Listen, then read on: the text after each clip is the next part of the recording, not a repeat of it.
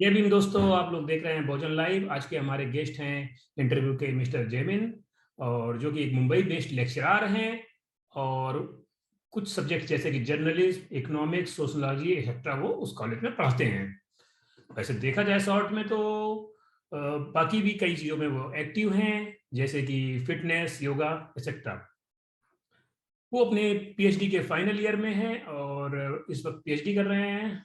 मे भी थीसिस उन्होंने सबमिटेड कर दिया होगा। उन्होंने कई सारे पेपर्स, ब्लॉग्स और पॉडकास्ट भी किए हैं। जयमिन जी ने हिंदुत्व जो है 2018 में छोड़ा था, और उसके बाद उन्होंने बुद्ध धर्म की दीक्षा ली थी। ही advocates ideas against casteism, fascism and Hindutva.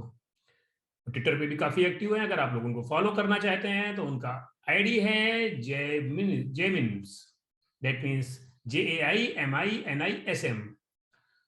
आइए जैन जी से आपको मिलाते हैं, उनसे उम्मीद करते हैं कि वो आपको अपना परिचय दें।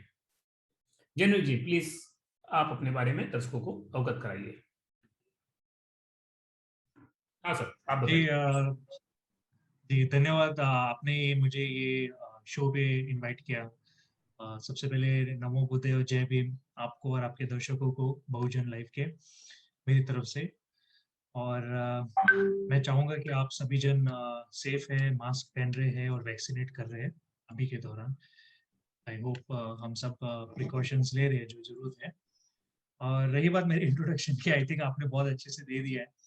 और मुझे काफ़ी थैंकफुल फील हो रहा है कि मैं आपके शो पे आया हूँ। बहुजन लाइव में आना बहुत बड़ी बात है मेरे लिए। और यहाँ पर हम आई थिंक काफ़ी इम्पोर्टेंट चर्चा करने वाले हैं, नॉट जस्ट बौद्ध धर्म को लेकर, इनफैक्ट राजनीति को लेकर, खास करके उत्तर प्रदेश की राजनीति को लेकर जो 2022 में शेड्यूल्ड है।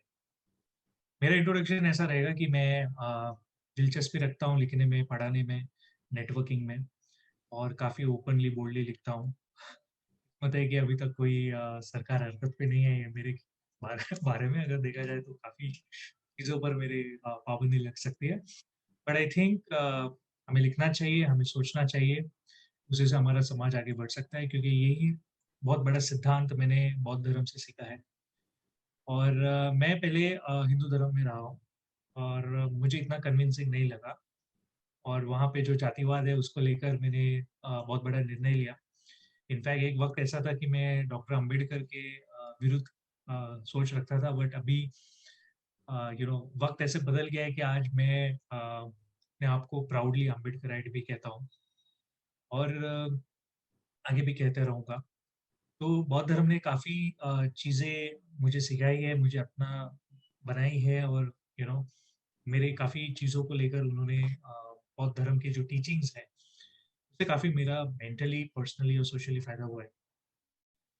और रही बात हमारे चर्चे की, तो अ, वो तो आते रहेंगे। बट उससे पहले ये भी कहना चाहूँगा दर्शकों को कि मैंने बॉम्बे में ग्रेफ़िटी की है। न्यूज़ में मेरे इंटरव्यूज़ भी आए हैं उस चीज़ को लेकर, टैक्स सिस्टम को लेकर। क्योंकि हम जब टैक्स भरते हैं, तो इसकी कोई गारंटी नहीं है कि सरकार हमसे पूछेगी कि हम हमारा टैक्स कहाँ पर स्पेंड कराएँगे। जैसे हम 5 साल में एक बार अपना लीडर चुनते हैं, वैसे मेरी मुहिम है इस बात को लेकर कि हम टैक्स के ऊपर भी हम एक वोटिंग रखें। जैसे हमें हमारा टैक्स का पैसा कहाँ खर्च होना चाहिए। आज अभी ये जो पैंडेमिक में हेल्थ केयर सिस्टम एक्सपोज़ हुआ है, इससे पता चला है कि हमारी प्रायोरिटी बहुत गलत रही है इकोनॉमिक प्लानिंग में, इकोनॉमिक डेवलपमेंट में। तो ये एक मेरी मुहिम है जो सॉफ्टली चल रही है। और मेरा यूट्यूब चैनल भी है जहाँ पे मैंने काफ़ी इंटरव्यूज़ दिए हैं अमेरिका में, यूरोप में, और मेरे खुद के कुछ ग्राफिटी वर्क्स, मीडिया इंटरव्यूज़ भी है, तो दर्शक वहाँ से जुड़ सकते हैं मुझसे। जी। ओके जैनिस जी, आप एक चीज बताइए, आपके लिए बुद्धिज्म क्या है? ज्वाइन करने के बाद आपने क्या लगा, बुद्धिज्म आपके लिए क्या है? जी, अगर देखा जाए इन शॉर्ट, मैं कहूँगा कि Buddhism is not just about way of living. वो सिर्फ़ एक जीने का तरीका नहीं है। मेरे हिसाब से वो एक सोचने का तरीका है। वो एक फीलिंग है, वो एक भावना है, वो एक तरीका है जिससे हम अपने आप को बेहतर बना सकते हैं। तो मैं बुद्धिज़्म को जब देखता हूँ, तो मैं सिर्फ़ एक धार्मिक आधार पर नहीं देखता हूँ। मैं एक उसको एक धार्मिक सिद्धांतों के नज़र से नहीं देखता हूँ। मैं अगर उसे देखता हूँ, तो मैं उसको एक फिलोसॉफी के पॉइंट ऑफ व्यू से, एक स्पिरिचुअल के पॉइंट ऑफ व्यू से, एक सोशल स्ट्रगल के पॉइंट ऑफ व्यू से भी देखता हूँ। तो बौद्ध धर्म से मैंने काफ़ी कुछ चीज़ें सीखी है। इनफैक्ट मैं सिद्धार्थ कॉलेज जो है डॉक्टर अम्बेडकर ने जो एस्टेब्लिश की थी 1950s में, बॉम्बे में, वहाँ पर भी मैं विजिटिंग फैकल्टी हूँ और मैं वहाँ से 6 साल तक जुड़ा हुआ हूँ। तो जब मैंने जॉइन किया था तब मैं हिंदू था। तब वहाँ पर फिर मैंने धीरे-धीरे किताबें पढ़ी बौद्ध धर्म को लेकर। वहाँ के लाइब्रेरी में कोई पढ़ता नहीं है अनफॉर्चुनेटली। वहाँ पे देखा जाए तो काफ़ी डस्ट है। मैं तो यही अपील करूँगा कि आप जितना हो सकता है आप बुक्स पढ़िए, जितना होता है आप उनके सिद्धांतों को अपनाइए, क्योंकि Buddhism is in your behaviour, not just in your you know thinking. तो मैंने काफ़ी 300 से ज़्यादा बुक्स पढ़ी है पिछले 3 साल में। तो मैं एक सेल्फ एजुकेटेड पर्सन हूँ बुद्धिज़्म में और मैं फिलहाल एक कोर्स भी कर रहा हूँ फॉर्मेलिटी के लिए। तो और मेरा खुद का एक व्हाट्सएप कम्युनिटी भी है जहाँ पे चाइना के, पोर्चुगीज़ के, पाकिस्तान के दोस्त भी हैं जो मुझसे जुड़े हुए हैं और हम बौद्ध धर्म के बारे में बात करते हैं। मैं हर शुक्रवार को एक ग्रुप मेडिटेशन भी करवाता हूँ ताकि हमारा मेंटल हेल्थ काफ़ी अच्छा हो, क्योंकि हमारे समाज में आज भी मेंटल हेल्थ और सेक्स के बारे में हम ओपनली बात नहीं करते। आज भी हम शर्माते हैं, 21वीं सदी में लेकर। तो बुद्धिज़्म ने काफ़ी मुझे बोल्ड बनाया और बुद्धिज़्म को जब मैं देखता हूँ तो उसको अलग नज़र से देखता हूँ। बुद्धिज़्म में इतने सेक्ट हैं, थेरवाडा है, महायाना है, वज्रायना है, नवयाना है। तो एक मैं फ्लूइड एक फ्लेक्सिबल बुद्धिस्ट हूँ कि मैं हर एक सेक्ट में, हर एक स्कूल में ट्रैवल करता हूँ और इसमें जातिवाद नहीं है। तो जिससे मेरी एक स्कोप जो है आगे बढ़ने की या जातिवाद के खिलाफ जाने की या समाज में कुछ बदलाव लाने की, तो I think Buddhism is that path. Buddhism is a password in short. Naresh ji. Okay, अच्छा एक चीज बताइए, अगर आपने चलिए बुद्धिज्म एक्सेप्ट किया, तो बुद्धिज्म बाबा साहब से किस तरह जुड़ा हुआ है? अम्बेडकराइट आइडियोलॉजी जो आप लेके चल रहे हैं, उससे दोनों का कनेक्शन कैसे है, किस तरह जुड़ा हुआ है? आप कैसे, कुछ लोग कहते हैं नहीं हम बुद्धिस्ट हैं लेकिन हम बाबा साहब को नहीं मानते, कुछ लोग कहते हैं हम बाबा साहब को मानते हैं, लेकिन 90% लोग बोलते हैं हम बाबा साहब को मानते हैं, अम्बेडकर आइडियोलॉजी को मानते हैं, लेकिन बुद्धिज्म को नहीं मानते हैं। भाई बाबा साहब ने हमारे लिए किया, हम मान रहे हैं, लेकिन बुद्धिज्म नहीं, हम तो हिंदू ही हैं। अभी ऐसे भी लोग बोलते हैं, कैसे जुड़ा हुआ है? आप कैसे जोड़ेंगे इसको, अगर आपसे जोड़ने की बात हो रहा है? हाँ जी, काफी ऐसे लोगों को देखा हूँ ट्विटर पे। पहले मुझे इस चीज का ध्यान नहीं था। एक्चुअल में देखा जाए, बौद्ध धर्म और डॉक्टर अम्बेडकर का जो रिश्ता है, ये एक पति पत्नी जैसा रिश्ता है। आप ये नहीं कह सकते कि मैं शादीशुदा हूँ पर मेरी बीवी नहीं है। ये तो वो बात हो गई है। देखो, बौद्ध धर्म की जो इस्टेब्लिशमेंट हुई है, it was a revolution against ब्राह्मणवाद।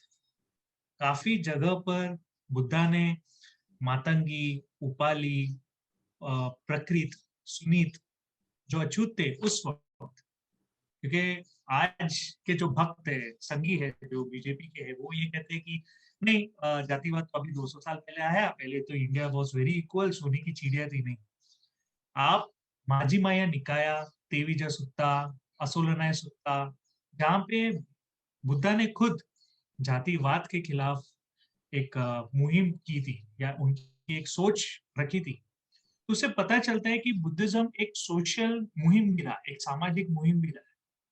और डॉक्टर अंबेडकर ने इस पर काफी अच्छे से रिसर्च किया है, बुक्स लिखे हैं। जैसे कि बुद्धा एंड हिज धम्मा, और है revolution and counter revolution in ancient India. और काफी अलग ऑथर्स भी है जो बुद्धिस्ट भी है, जो नॉन बुद्धिस्ट भी है, जिन्होंने इसके ऊपर एक काफी थॉट प्रोसेस रखी गई है। तो जब हम देखता जाएंगे तो Buddhism was not a reformation movement of Hinduism. मतलब बुद्धिज्म बना नहीं है कि वो हिंदू समाज को रिफॉर्म करे, वो एक्चुअल में एक ऑल्टरनेट है। और वो ऑल्टरनेट आज एक बहुत बड़ा मेन स्ट्रीम रिलीजन रहा है। इंडिया से ओरिजिन हुआ उस वक्त, और आज इंडिया में सबसे माइनॉरिटी है डेमोग्राफिकली। इसका इन्फ्लुएंस आज साउथ ईस्ट एशिया में और ईस्ट एशिया में अगर देखा जाए तो ज्यादा है, क्योंकि वहाँ के जो महायाना थेरवादा स्कूल है, वो लोग ने काफी बड़ा रोल प्ले किया है। और ये आई थिंक अशोक, राजा अशोक की वजह से ये मुहिम चलती रही। इनफैक्ट फिर बाद में आपके शुंगा आए, फिर आपके करना आए, फिर काफी आपके अलग अलग राजा आए हिंदू धर्म से, जो बौद्ध धर्म को खत्म करने की कोशिश की। इसके ऊपर मैंने एक ब्लॉग भी लिखा है, रेज्यूमे ऑफ हिंदुत्व, जिसपे मैंने काफी 20-25 रेफरेंसेस दिए हैं। और डॉक्टर कोनराड एल्स जो हिस्टोरियन है, वाइट हिस्टोरियन है, जो हिंदुत्व को सपोर्ट करते हैं, वो भी रिफ्यूट नहीं कर पाया। इनफैक्ट उन्होंने जब आरटी की थी तो मुझे काफी ट्रोल हुई थी इस बात को लेकर, क्योंकि सच का कोई सामना नहीं करना चाहता। तो डॉक्टर अंबेडकर ने एक्चुअल में इंडिया में 20वीं सदी में बुद्धिज्म को रिवाइव किया। जब उन्होंने दीक्षा ली तो 5 लाख लोगों ने एक साथ दीक्षा ली डॉक्टर अंबेडकर के साथ। तो कहीं न कहीं बुद्धिज्म की पॉपुलेशन उस दीक्षा की वजह से इंडिया में चेंज हुई, क्योंकि ट्रेडिशनल स्कूल्स जो थे, ये अपनी जगह है, बट उनका इन्फ्लुएंस ज़्यादा रहा है, बट डेमोग्राफी पे प्रभाव नहीं है। डॉक्टर अंबेडकर ने इन्फ्लुएंस भी किया और उनकी डेमोग्राफी भी बढ़ी। आज बहुत समाज और ये दिख ही रहा है। ये मैं कुछ अपने स्टोरी से नहीं बोल रहा हूँ, मैं कोई चेतन भगत तो नहीं हूँ, बट मैं एक फैक्ट बता रहा हूँ, ये डेटा के ऊपर से बता रहा हूँ कि doctor Ambedkar is a revivalist. अगर आप अपने आप को अंबेडकरवाद कहते हैं, तो आप बुद्धिस्ट है बाय डिफ़ॉल्ट। अगर आप बोलते हैं कि मैं बुद्धिस्ट हूँ बट अंबेडकराइट नहीं हूँ, तो आप उनकी कंट्रीब्यूशन को नज़रअंदाज कर सकते हैं। तो ये एक इंटीग्रेटेड यूनाइटेड अप्रोच हमारी सोच में, हमारे व्यवहार में होना बहुत ज़रूरी है। अदरवाइज़ आप बोल दोगे कि मैं अम्बेडकराइट हूँ, मैं बुद्धिस्ट नहीं हूँ, तो ऐसे तो काफ़ी कम्युनिस्ट लोग कहते हैं कि हम अम्बेडकराइट हैं, हम दलित हैं, बट बुद्धिज़्म एक्चुअल में आपका रिलीजन है। आप अगर कॉन्फ्लिक्ट देख लोगे एंशिएंट इंडिया में, ब्राह्मणिज़्म और बुद्धिज़्म का कॉन्फ्लिक्ट रहा है, फिलॉसॉफिकल रहा है और पॉलिटिकली रहा है। इनफैक्ट ब्राह्मणवाद हर कदम पर उस वक़्त बौद्ध धर्म को सप्रेस या नीचा दिखाने की कोशिश की। तो आई थिंक ये फैक्ट है, ये मैं कोई खुद की स्टोरीज़ नहीं बता रहा हूँ, काफ़ी रेफरेंसेस हैं। तो मैं खुद चाहूँगा कि दर्शकों को कि आप पढ़ें, आप जानिए और फिर आप निर्णय लीजिए। इसका क्योंकि रेफरेंस ऐसे तो फिर जो आपने लिखा है, जो आप बता रहे हैं रेफरेंस हैं, ये कहाँ पर मिलेंगे अगर कोई पढ़ना चाहता है तो? जी देखिए, एक बुक है against the grains by D N Jha, the myth of holy cow, D N Jha की है। अगर किनको इनकी कॉपीज़ चाहिए, मेरे पास इंग्लिश कॉपीज़ है, तो आप मुझे ट्विटर पे डीएम कर सकते हैं, क्योंकि मैं काफ़ी ई-बुक्स को मेल करता हूँ फ्रीली। मेरे पास इनकी हार्ड कॉपीज़ नहीं है। या तो फिर आप इसके इंग्लिश, हिंदी या कोई भी लैंग्वेज वर्ज़न में आप ऑर्डर कर सकते हैं। तो आई थिंक ऑर्डर से अच्छा है कि आप मुझे डीएम कर लीजिए, मैं इस बुक्स की कॉपीज़ दे दूँगा और या आप मुझे लाइब्रेरीज़ में तो फ़ोटोग्राफ दे दीजिएगा, मैं इसमें स्क्रीन में डाल दूँगा। जी, जी, जी, जी, जी, जी, जी, तो इसके लिए ये ना आ गया। अच्छा, अगला क्वेश्चन मेरा आपसे ये है कि why did you embrace Buddhism as your religion? आपने काफ़ी कुछ बता ही दिया इस बारे में भी, जो कि ये क्वेश्चन होना था। लेकिन ठीक है, फिर भी चलिए, आपने बुद्धिज्म क्यों लिया और हिंदुत्व क्यों छोड़ा? देखिए हिंदुत्व आई हिंद थिंक हाफ नहीं, बोलिए। नहीं, मैंने इस बात को कवर किया हुआ है, बट मैं और एक जोड़ूँगा इस पर कि मेरी फैमिली कोई बुद्धिस्ट फैमिली नहीं है, ठीक है? आज भी वो हिंदू फैमिली है। इनफैक्ट वो बीजेपी सपोर्टर्स है, मैं नहीं हूँ, मैं टोटली अपोज़िट हूँ। तो मैं जानता हूँ मैं यहाँ पर कैसे सर्वाइव कर रहा हूँ। बट एक बात है कि अभी तक मेरी लिंचिंग नहीं हुई है, तो उसके लिए मैं आभारी हूँ। अ, देखिए मेरा कोई ऐसा क्विक डिसीजन भी नहीं था कि मुझे बौद्ध धर्म अपनाना है। मैं पिछले 10-12 साल से नास्तिक भी रहा हूँ। मैंने काफ़ी दूसरे रिलीजन के बारे में पढ़ाई भी की है, अभ्यास भी की है, मतलब खुद से। और कहीं न कहीं मुझे बुद्धिज़्म ज़्यादा साइंटिफिक लगता है। मतलब आप स्पेक्युलेटिव क्वेश्चन्स जो है, जैसे गॉड, हेवन, हेल को लेकर आप ज़्यादा टाइम वेस्ट नहीं करते। आप सीधी पॉइंट पे आते हैं। तो आई थिंक क्योंकि बाकी सब रिलीजन घुमा-फिरा के बात करते हैं। देखिए, रिलीजन का मकसद ये होता है कि आप सिंपल रहें, आप उस सिम्प्लिफिकेशन को निखारें और आपके व्यवहार में वो बदलाव आए। क्योंकि मैंने ऐसे भी लोग देखे हैं जो धार्मिक है बट उनमें अच्छा व्यवहारिकता नहीं है, और मैंने ऐसे भी लोग देखे हैं जो जिनकी व्यवहार अच्छी है बट भले वो धार्मिक नहीं है। तो I think we can not generalise this.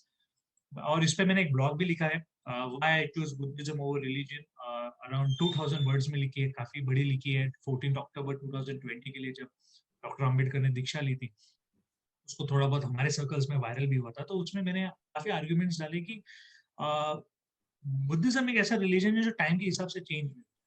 अब ये एक महापरिनिब्बाण सुत्ता है अपने बुद्धा और आई मीन आनंदा, जो उनके डिसाइपल थे। तो बुद्धा का एक वहाँ पर बहुत बड़ा अच्छा मैसेज है कि Buddhism cannot be rigid, it has to change with time. और ये टाइम की वजह से डॉक्टर अंबेडकर बुद्धिज्म को भी मॉडिफाई कर पाए। तो डॉक्टर अंबेडकर के जब हम धम्मा को देखते हैं, it is more about social emancipation. सब अपने सेक्ट या जितने भी बौद्ध धर्म के सेक्ट है या क्लास है, तो इनका एक अलग-अलग प्रिंसिपल्स है। तो आई थिंक ऐसे आपको ये प्रिंसिपल्स कोई और रिलीजन में नहीं मिलेगा। तो इसी के वजह से एक चीज़ मुझे काफ़ी अपील की, लॉजिकली और रैशनली, क्योंकि मैं ज़्यादा वो पॉइंट ऑफ व्यू से सोचता हूँ। ऐसे कोई नहीं कि मैं अपने भावनात्मक सॉरी मेरी हिंदी इतनी अच्छी नहीं, but I am not acting out of my impulsive emotions. So this is what I mean to say. Chandra जी। अभी अभी क्या है, देखिए, जो भी धर्म जो है, राजाशाही का जिसको संरक्षण प्राप्त है, राजाशाही का जिसको संरक्षण प्राप्त है, जिस धर्म को, वही धर्म आगे बढ़ेगा। और जैसे आप बोल रहे हैं कि बुद्धिज्म जो है साइंटिफिक है, ये है, लेकिन उसको लोग राजाशाही का संरक्षण नहीं प्राप्त है, एटलीस्ट इंडिया में तो उसको राजशाही का संरक्षण है ही नहीं। तो बुद्धिज्म कैसे आगे बढ़ेगा? आपने चलिए हिंदुत्व को छोड़ दिया, आपने उस धर्म को छोड़ दिया जिसको सबसे ज्यादा संरक्षण है, छोटी सी बात में ही वो धर्म खतरे में आ जाता है संरक्षण होने के बावजूद। तो आपने इस धर्म को छोड़ दिया, आप अपोजिट धर्म में चले गए, बुद्धिज्म में। आप बुद्धिज्म में चले गए, आपने धर्म का प्रचार प्रसार किया, आप लोग फैला भी रहे हैं धर्म को, लेकिन वो संरक्षण या अपोजिट में जाने से आपकी जो पॉलिटिकल पावर कैसे गेन होगी आपको, वो आप बताइए। ये लोग अपोजिट में जाके भी क्या करेंगे? काफी इंटरेस्टिंग सवाल है, आई थिंक काफी टाइमली भी है मेरे हिसाब से। कुछ पॉइंट्स भी बताऊंगा और मैं चाहूंगा कि आप भी इस पे अपनी विचारधारा रखिए। पहली चीज, ये जो आप पॉलिटिकल पैट्रोनेज की बात की है, ये पॉलिटिकल सपोर्ट की बात की है, ये काफी इंपॉर्टेंट रोल प्ले करता है किसी के धर्म के एग्जिस्टेंस को लेकर या किसी के धर्म के प्रचार को लेकर। एक वक्त ऐसा था कि Buddhism use to enjoy political backup, I think king Ashoka की वजह से, और उसके बाद भी रहा है। हर्षा है, और काफी किंग्स थे साउथ में भी थे जिन्होंने इसका प्रिजर्वेशन किया। इसलिए अगर आप महाभाष्य टेक्स्ट पढ़े जो पतंजलि ने लिखा है, जो योगा के फाउंडर है, जब शुंगा का राज था आफ्टर अशोका, तो उसमें उन्होंने बात सीधी लिखी है कि Buddhism and Brahmanism are mortal conflict, Sanskrit में लिखी है। मतलब बुद्धिज्म और Brahmanism are two polar opposites and they are going to always clash. और ये बात 2000 साल पहले लिखी गई है। उसी के बाद से बुद्धिज्म को डायरेक्टली खत्म नहीं किया गया, उसको इनडायरेक्टली इंडिया से खत्म किया गया। फिर अपने खिलजी आए, फिर उन्होंने नालंदा यूनिवर्सिटी को अटैक किया, फिर धीरे धीरे उसका पॉलिटिकल पैट्रोनेज इंडिया से खत्म हो गया और ज्यादा फोकस हिंदू धर्म पे रहा, क्योंकि हिंदुइज्म ने फिर काफी इनके मूवमेंट्स आए, सोशल मूवमेंट्स आए, जैसे हिंदुइज्म रिवाइव हुआ। तो धीरे धीरे हम बाकी का इंडिया का इतिहास जानते हैं।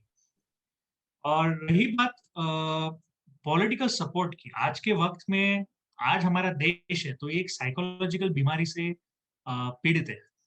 इसको बोलूंगा मैं इंग्लिश में जेनोफोबिया। इसका मतलब ये है कि आप अपने आप को विक्टिम बता रहे जबकि आप मेजोरिटी में हैं, और आप अपने आप को विक्टिम इसलिए बता रहे क्योंकि आपको सत्ता चाहिए। आज हिंदू धर्म कोई खतरे में नहीं है, और हिंदू धर्म पहले भी कोई खतरे में नहीं था। आज खतरे में सिख धर्म, आज खतरे में इंडिया में बौद्ध धर्म।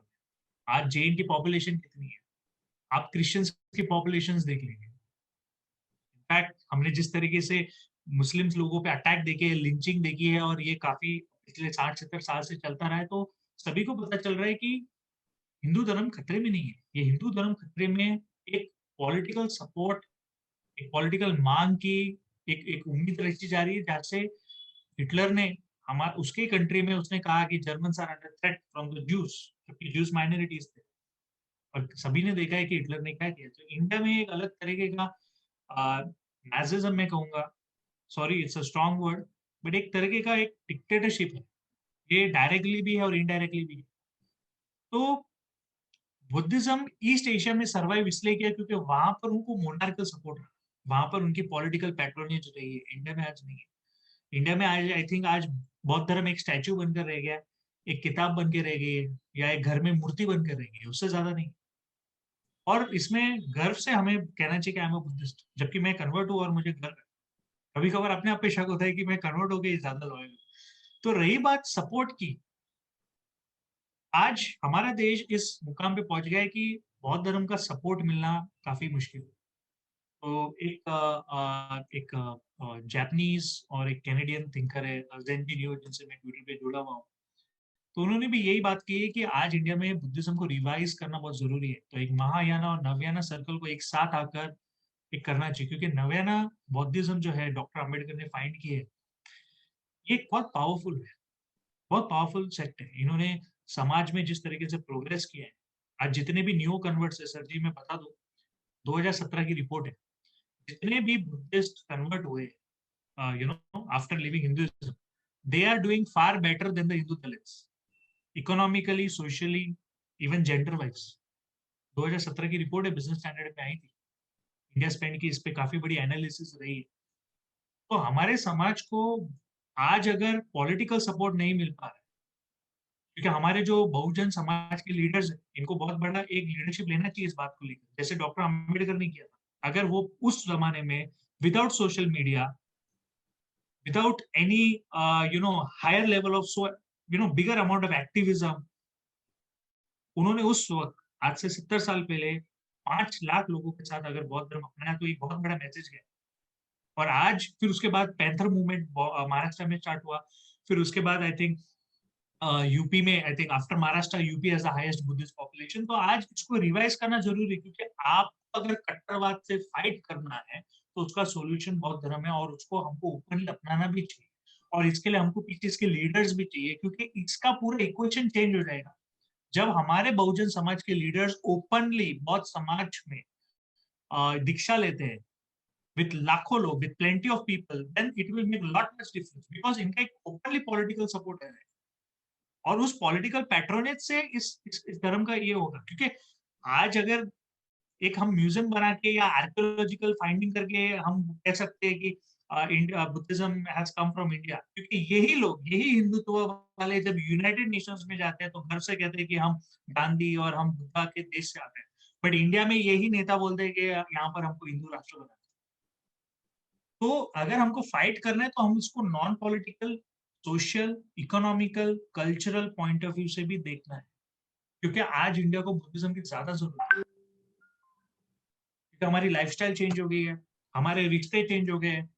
आज नफरत एक नया प्यार रह गया है हमारी सोसाइटी में।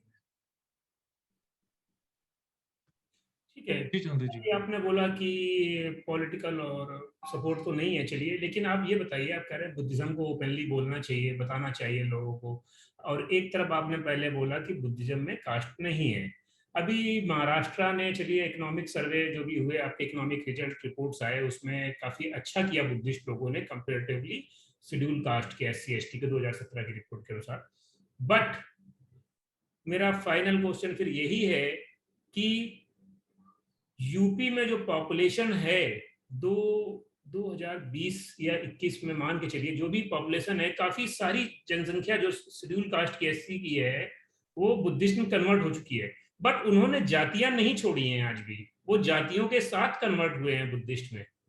मतलब आप जो है बौद्ध विहार जाएंगे, वहां पूजा पाठ भी करेंगे, उसके बाद पूजा पाठ तो होती नहीं बौद्धिस्ट में, जो भी है वो वहां अपनी मन की शांति के लिए करेंगे, और उसके बाद घर आएंगे, बच्चे का कास्ट सर्टिफिकेट निकालेंगे और उसको लगा के गवर्नमेंट नौकरी का फॉर्म भरेंगे। या तो आप बुद्धिस्ट बनिए, या तो आप अपनी कास्ट के साथ हिंदुत्व रहिए। ऐसे कैसे, इस तरह के बुद्धिज्म कन्वर्जन से समाज को क्या फायदा होगा और राजनीति को क्या फायदा होगा, ये बताइए आप। देखिए, पहली चीज हमको ये समझदानी चाहिए कि रिजर्वेशन जो है इंडिया में, ये एक पॉवर्टी एलिवेशन स्कीम नहीं है, मतलब एक गरीबी हटाने की स्कीम नहीं है। ये रिप्रेजेंटेशन है जो एक एफर्मेटिव एक्शन जो हम इंग्लिश में बोलते हैं, यानी कि आपको एक रिप्रेजेंटेशन का स्पेस देती है, क्योंकि आप, हमारा जो प्लेटफॉर्म है ये काफी जातिवाद से भरा पड़ा है। 2016 में भी आई थिंक अपनी बीजेपी सरकार की कोई एक रिपोर्ट पड़ी थी, जहाँ पे वो लोग ने कहा कि बौद्ध धर्म के जो SC STs है, जो कन्वर्ट्स, न्यू कन्वर्ट्स जिनको हम कहते हैं, they got they should get the SC ST certificate। 2017 में सुप्रीम कोर्ट का इस पे एक विचार भी आया कि people who convert to Buddhism are not eligible for SC ST, क्योंकि SC ST का आपका जो सर्टिफिकेट है आपके हिंदू धर्म में लागू होता है। तो काफी लोग बुद्ध धर्म अपनाते भी नहीं है, क्योंकि उनको अपने SC ST सर्टिफिकेट नहीं भी देते। ये भी एक अलग राजनीति है। दूसरी राजनीति ऐसी भी है कि जो कन्वर्ट्स है, ठीक है, अब मैंने बुद्धिज्म में कन्वर्ट किया तो मुझे कोई SC ST सर्टिफिकेट नहीं मिला। मेरे काफी फ्रेंड्स हैं जो बुद्धिस्ट भी है, बट उनके पास SC ST नहीं, बट ऐसे भी फ्रेंड्स हैं जो SC ST का सर्टिफिकेट ले भी रहे हैं आफ्टर इवन कन्वर्जन। तो इस पे एक बहुत बड़ा कंफ्यूजन है, एक तो रिजर्वेशन सिस्टम को सोचकर, और दूसरी बात ये हमारे जो बेनिफिट्स है रिजर्वेशन के ऊपर से जो आते हैं, क्योंकि इंडिया में आज भी जिस तरीके से देखा जा रहा है कल्चर है कि EWS सिस्टम की मूविंग की तरफ जा रहा है, जिससे आई थिंक जातिवाद खत्म नहीं होगा, जिससे आपकी इकोनॉमिक पोजीशन सुधर जाएगी। बट ये एक ब्राह्मणों का फायदा इसमें ज्यादा होगा, क्योंकि अगर आप ईडब्ल्यूएस की क्वालिफिकेशन देख लीजिए, अगर आप 7 लाख से पूरे साल के, मतलब अगर आप महीने के 50,000 भी कमा रहे हो तो आप गरीब। अगर आपका 200-250 स्क्वायर फीट जितना घर है तो आप गरीब।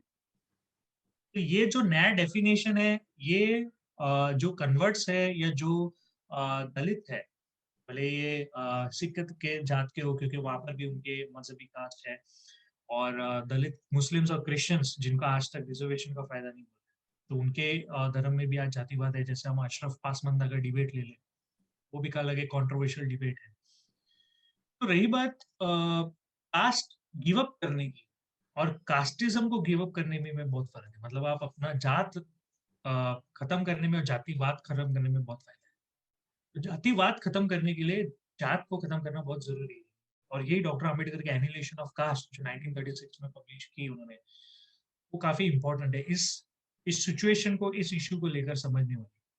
तो आई थिंक एक क्लैरिटी चाहिए, और कास्ट सेंसस को अगर इंडिया में अगर लाया जाए तो इस पे आई थिंक एक नई चर्चा, एक नई सोच बदल सकती है, और काफी गवर्नमेंट को भी इसमें पॉलिसी मेकिंग में हेल्प होगी। बट कास्ट सेंसस गवर्नमेंट करेगी नहीं और रिलीज करेगी नहीं, क्योंकि इससे सच का सच बोलते हैं ना, दूध का दूध पानी का पानी हो जाएगा। तो मैं तो यही चाहूंगा कि हम आ, आ, क्योंकि जातिवाद, कास्ट, आपका जातिवाद है या सर्टिफिकेट पर नहीं, आपका जातिवाद आपके व्यवहार में, आपकी सोच में है। डॉक्टर अंबेडकर ने यही कहा, it's a monster, it's a notion, it's a state of mind. Recently मैंने इंटरव्यू दिया था एक अमेरिकन पॉडकास्टर को, उस पर मैंने पिछले 1.5 घंटे तक यही बात की थी कि एग्जैक्टली कास्ट को जब समझना है तो आप हमारे ऐसे एक सरनेम के ऊपर से आप तापमान नहीं लगा सकते, जबकि इंडिया में सरनेम के ऊपर से आपकी आइडेंटिटी की ये हो जाती है। तो ये काफी एक टेक्निकल इशू है, इसको आई थिंक मोर ब्रेनस्टॉर्मिंग करनी चाहिए। मैं आपके भी इस बाबत पे आपकी भी सोच जानना चाहता हूँ चंद्र जी। मेरी तो सोच ऐसी है कि अगर आपने एक बार रिजर्वेशन का फायदा ले लिया और फिर आपको कास्ट की जरूरत नहीं है, आप फाइनेंशियली साउंड हो गए और आपने रिजर्वेशन का फायदा इसीलिए लिया होगा क्योंकि आपने जो है अपने को उस लेवल पे पहुंचाया होगा, क्योंकि आप एक कंपटीशन क्वालिफाई करके वहां तक पहुंच गए। ऑटोमेटिकली आपके बच्चों के जो जीन्स होंगे या जो भी होगा वो ऑलरेडी एक स्टैंडर्ड पे होगा, उनको आप फाइनेंशियल प्रोवाइड कर रहे हैं, तो आप बुद्धिस्ट कन्वर्ट करिए इजिली, कोई प्रॉब्लम नहीं है। और कास्ट छोड़ दीजिए पीछे, कास्ट को लेके चलने का कोई मतलब नहीं है फिर। कास्ट अभी आप देखिए, आप तो जो बहुजन समाज है उसमें से खास तौर से एससी एसटी में मुश्किल से 2 या 3% लोग ही गवर्नमेंट जॉब कर रहे होंगे, हार्डली 5%, इससे ज्यादा नहीं है पूरे इंडिया में। तो जो 5% लोग कर रहे हैं, और कंट्री की पॉपुलेशन 15% है एससी की, शेड्यूल कास्ट की बात कर रहा हूँ, एसटी की 7.5%, तो करीब करीब 23% के आसपास हो गया, 22-23%। तो अगर 5% लोग अपनी जॉब और अपनी कास्ट कास्ट को हटा दें, जॉब को लेके साथ में निकल जाएं, तो बाकी जो बची पॉपुलेशन आपकी करीब करीब 18%, उनको फायदा मिलेगा। अभी हम आपसे नेक्स्ट क्वेश्चन पूछते हैं। चलिए मान लीजिए कि आप मानिए कि हमारे जो लीडर्स हैं, बहुजन लीडर्स हैं, उन्होंने, जो भी बहुजन लीडर हैं देश में इस वक्त, मुझे लगता है 4-5 तो हैं, जिसमें से ऑलरेडी 2 या 3 जो हैं बुद्धिस्ट हैं, जो बड़े लीडर्स की जिनके मैं नाम ले रहा हूँ, नाम नहीं ले रहा हूँ जिनका मैं। बाकी जो लीडर्स हैं वो बुद्धिस्ट नहीं है, अभी भी हिंदुत्व में फंसे हुए हैं। अगर वो भी बुद्धिस्ट कन्वर्ट कर लें तो क्या इनको पॉलिटिकल संरक्षण मिलेगा? बुद्ध धर्म को पॉलिटिकल संरक्षण मिलेगा? उनके साथ पब्लिक कन्वर्ट करेगी? उनकी जनता कन्वर्ट करेगी? आज उनकी लोकप्रियता क्या है? आपको क्या लगता है? काफी इंटरेस्टिंग सवाल है, काफी बवाल भी होगा, होना भी चाहिए, क्योंकि बिना बवाल के हमारी सोच कैसे बदलेगी। तो पहली चीज, ये कैच 22 सिचुएशन है, मतलब करे भी तो करे क्या, बोले भी तो बोले क्या। तो इस पे कुछ लीडर्स जो हैं, जो काफी जिनके आउटरीच स्ट्रांग रही है, जिनका अतीत भी काफी पॉलिटिकली स्ट्रांग रहा है, जो नामी भी है, जो आज उनकी एक्टिविज्म भी दिख रही है। कुछ लीडर्स की एक्टिविज्म सिर्फ ट्विटर पर रह गई है, उससे ज्यादा आगे बढ़ी नहीं है हाल ही में। तो ये जो लीडर्स है, हिंदू अम्बेडकर लीडर्स जो है, जो बुद्धिस्ट नहीं है, अगर ये बुद्धिस्ट बनते हैं तो इनको अम्बेडकर के 22 वोज लेने पड़ेंगे। उस 22 वोज में स्टार्टिंग के कुछ वोज है, तो उससे काफी भावनाएं को ठेस पहुंच सकता है। वो डाइवर्ट हो सकते हैं। तो इसका फायदा भी एक ऐसा है, मतलब एक Catch-22 सिचुएशन। अगर ये 22 जितने भी वोट्स ले ले, तो इनके जो हिंदू वोटर्स है वो शायद चले जाएंगे। और दूसरी बात, इनके जो ऑपोजिशन वाले हैं वो इसकी राजनीति करेंगे। मेरे हिसाब से 22 वोट्स में कोई कमी नहीं और कोई गलत नहीं। वो डॉक्टर अंबेडकर के स्टैंड पॉइंट एक्सपीरियंस से रहा है, और वो नव्याना सेक्ट का एक बहुत बड़ा इंपॉर्टेंट प्रिंसिपल है। तो अगर आप अपने आप को अम्बेडकर वादी कहते हैं या अम्बेडकर के सिद्धांतों पे चलना कहते हैं, तो आपको 22 वोट्स भी प्राउडली बोलना चाहिए और उसको निभाना भी चाहिए। ये नहीं कहना चाहिए कि सब एक है, हाथी गणेश एक है, वो एक है। इसका कोई मतलब लॉजिक नहीं दिखता, क्योंकि अगर डॉक्टर अंबेडकर आज होते तो आज सबसे पहले इन पे सवाल ज्यादा करते और हमें ट्रोल बाद में करते। लेकिन आपको और मुझे काफी एक्सपीरियंस रहा है इस बात को। और दूसरा सिचुएशन ऐसा है कि अगर ये अपनाते हैं तो ऑब्वियसली ये काफी ऑनेस्ट है, काफी प्रिंसिपल्ड है, क्योंकि Buddhism is about principles, it's about honesty, intellectual honesty. आप एक्सक्यूज दे देंगे कि नहीं सिचुएशन हाथ पे नहीं है, सिचुएशन हाथ पे किसी की नहीं होती है, सिचुएशन हाथ पे लानी पड़ती है।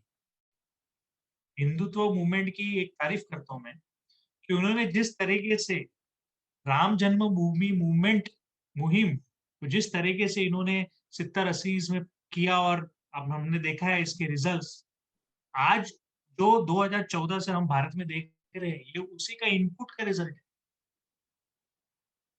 तो किस बात से शर्मा है? आज हमको बीज बोना है तो कल उठ के उसका फल उगेगा। डॉक्टर अंबेडकर ने इसका बीज 1956 में बोया, तो आज जाके हम, हमारी स्थिति, हमारी आइडेंटिटी निखर आई। तो आपको फ्यूचर के पॉइंट ऑफ व्यू से भी सोचना है, क्योंकि आप अगर अपनी कम्युनिटी से जुड़े हो, आप अपनी कम्युनिटी से इमोशंस रखते हो, तो आपको कुछ स्टेप्स ओपनली और बोल्डली विथ प्राउडली लेना चाहिए। सिंपल मैं बोलता हूँ, आप वेट मत कीजिए कि मुझे वो कुर्सी मिलेगी फिर मैं सोचूंगा, फिर सोचूंगी और फिर मैं डिसीजन लूंगी। ऐसा नहीं होगा, क्योंकि हमने देख लिया है कि पिछले 7 साल में SC ST OBC का भी वोट हिंदू हिंदुत्व और या बीजेपी को गया हुआ है। क्योंकि 2012-13 में मोदी इकोनॉमी के ऊपर वोट लिए, हिंदू धर्म पे नहीं लिए। जब वो सत्ता ली, फिर उन्होंने सबको इस्लाम के बारे में या हिंदू खतरे में के बारे में नैरेटिव चलाए, और बार बार चलाए। मीडिया इंस्टीट्यूशंस को कैप्चर कर दिया, जो ऑलरेडी ब्राह्मणवाद था, इनको खरीद लिया है। और मीडिया के अलावा जितने भी ये सर्टन जुडिशियल इंस्टीट्यूशंस है, certain different other units are there, उनको सबको एक एक अंदर के आदमी बिठा दिए। आज हमारी पूरी मेंटल प्रोग्रामिंग चेंज हो गई है। तो इस मेंटल डीप प्रोग्रामिंग के लिए हमें अंबेडकर के सिद्धांतों पे चलना पड़ेगा, और उसके लिए नव्याना बुद्धिज्म मस्ट। तो आप अपने वोटरों के पॉइंट ऑफ व्यू से मत सोचिए, आप अपने खुद के सिद्धांतों के, खुद के कैरेक्टर, खुद के कॉन्साइंस के पॉइंट ऑफ व्यू से भी सोचिए। तो ये Catch-22 सिचुएशन मेरे नजर में था। भले आपका योगदान रहा है बहुत समाज के लिए, भले आपका योगदान रहा है कुछ चीजों को बनवाने में या कुछ चीजों के बारे में बात करने के लिए, बट इन दी एंड हमको जनता को मजबूर करना होगा सोचने में, खास करके बहुजन सोसाइटी को, कि आप अपने लीडर्स को वक्त आ गए कि ट्रांसपेरेंट और अकाउंटेबल बनाइए। सिंपल। भले मैं रेडिकल साउंड कर रहा हूँ या लिबरल साउंड कर रहा हूँ, वो बात की बात है, बट मेरा हिसाब से अगर मेरे पास रिसोर्सेज होते या मेरी कोई आइडेंटिटी होती, तो मुझे कोई ऐसा बुरा फील नहीं होता, मुझे गर्व फील होता। तो आपको सोचना चाहिए कि आप अगर बौद्ध धर्म अपनाते हैं तो आपको देख के पीछे लोग इंस्पायर भी होंगे और वो भी डिसीजंस लेंगे। जैसे आपने 10 मिनट पहले कहा है कि जिस तरीके से SC ST का रिजर्वेशन बेनिफिट्स होगा, या फिर मैंने भी कहा था बिजनेस स्टैंडर्ड की रिपोर्ट को, इंडिया स्पेंड की एनालिसिस की रिपोर्ट को, कि Buddhist who I mean Dalits who converted to Buddhist are doing far more better than Hindu Dalits. तो आप गरीब को गरीब क्यों रखना चाहते हो? आप इनको बौद्ध धर्म क्यों नहीं देखना चाहते हो? आप इनको कास्टलेस एक रिलीजन क्यों नहीं देखना चाहते हो? और इससे डेमोग्राफी में भी चेंज होगी, इसकी आबादी भी बढ़ेगी। आज आबादी क्या है हमारी? आज हम सबसे माइनॉरिटी है, रिलीजन भी, सोशली भी, पॉलिटिकली भी। नहीं, और रिजर्वेशन, इसमें मैं आपको इंटरप्ट करूंगा। इसमें एक प्रॉब्लम और भी है कि जैसे कि आप बोल रहे हैं बुद्धिज्म जो है इस वक्त माइनॉरिटी में है यहाँ इंडिया में। मान लीजिए कि अगर उनके जो लीडर्स ने अडॉप्ट किया हुआ है बुद्धिज्म, अभी महाराष्ट्र के 1-2 लीडर्स ने अडॉप्ट किया हुआ है, तो उनके पीछे भी उतनी पब्लिक नहीं है जितनी कि जिन्होंने नहीं किया है उनके पीछे है। पहली चीज। दूसरी चीज क्या है, मान लीजिए अगर उन्होंने बुद्धिज्म अडॉप्ट कर भी लिया, जो टॉप के लीडर हैं बहुजन समाज के, चाहे कोई भी हो, आप यूपी से ले लीजिए या झारखंड से ले लीजिए या साउथ से ले लीजिए, अगर उन्होंने बुद्धिज्म अडॉप्ट कर भी लिया तो हो सकता है कि उनके पीछे उतने लोग जुड़े ही ना, फिर उनकी पार्टी ऑटोमेटिक माइनॉरिटी में चली जाएगी। उनको ये भी एक डर है, ये डर है, आज की राजनीति के हिसाब से ओके है, बट अगर यही डर, ये जो डर आप इसको काउंटर कर गए तो आगे आने वाली जनरेशन के लिए हो सकता है ये फायदेमंद हो जाए। मैं वही कह रहा हूँ सर जी कि इसको फ्यूचर के पॉइंट ऑफ व्यू से सोचिए। आप इसको आज के बिल्ड इन अ डे करना है कि मतलब आज हम शहर बनाना है, आज एक दिन में कोई बात नहीं होगी।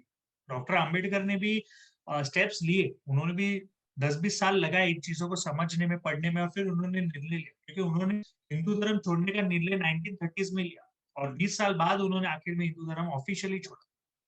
तो इसकी एक स्टडी भी लगती है, इसकी आपको एक पब्लिक सपोर्ट भी लगता है। तो पब्लिक सपोर्ट के लिए आपको पब्लिक के पास जाना पड़ेगा, पब्लिक को ये बताना पड़ेगा, पब्लिक को एजुकेट करना पड़ेगा। इसलिए डॉक्टर अंबेडकर कह गए, एजुकेट, ऑर्गेनाइज, एजुकेट। आप पहले एजुकेट कीजिए, इनको बताइए क्यों बौद्ध धर्म, क्यों, क्वेश्चन मार्क, इनको बताइए।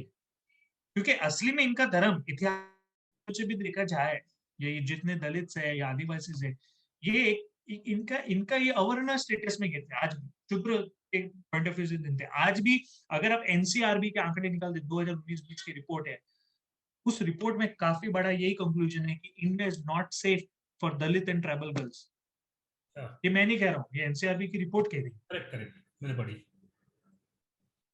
अच्छा ठीक है, अभी एक क्वेश्चन हम आपसे और पूछते हैं। एक्चुअली मुझे पता चला है कि आप जो है मेडिटेशन, बुद्धिस्ट टीचिंग और कुछ फ्री बुक्स भी ऑफर करते हैं, ई बुक्स।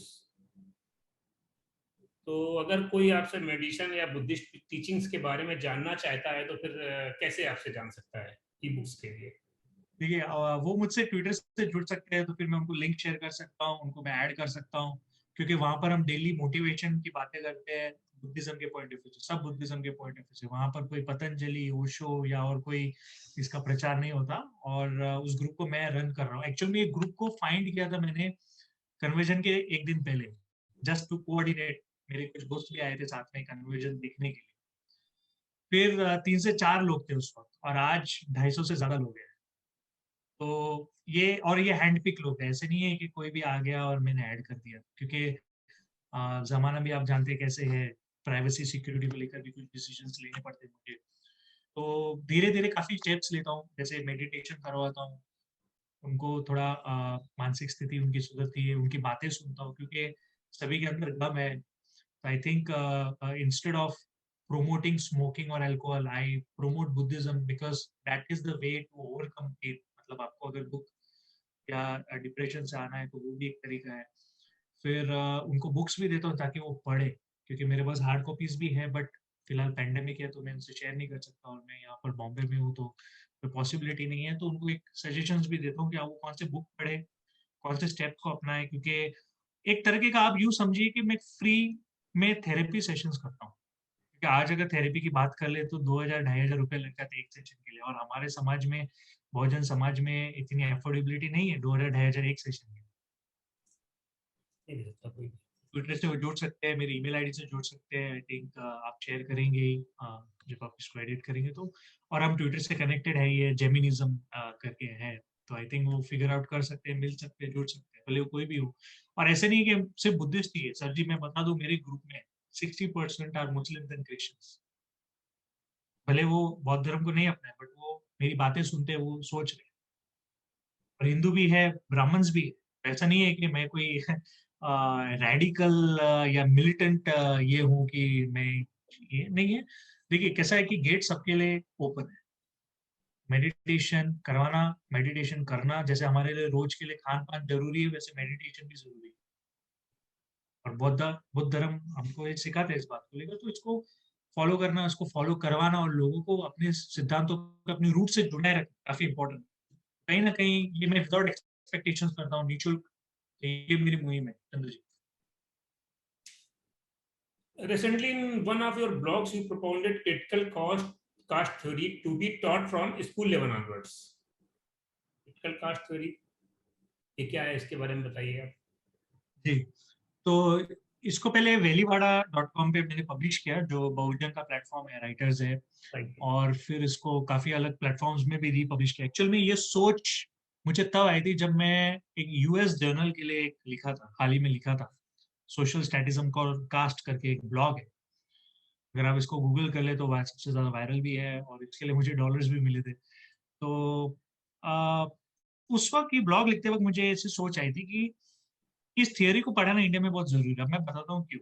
पहली चीज, अमेरिका में हाल ही में क्रिटिकल रेस थियोरी की डिस्कशन चालू है, स्कूल्स में, मीडिया में। राइट। ये 1970s 80s में आई थी क्रिटिकल रेस थियोरी। सर जी, ये थियोरी है कि अमेरिका में जितना भी रेसिज्म हुआ है हिस्टोरिकली, वाइट्स और अफ्रीकन अमेरिकन को लेकर, तो ये कोई इंडिविजुअल भी नहीं रहा है। ये थियोरी हमें सिखाता है कि रेसिज्म या भेदभाव यूएस में, क्योंकि यूएस में अब जातिवाद नहीं है, वहां पर रेसिज्म है स्किन कलर और रेस को लेकर।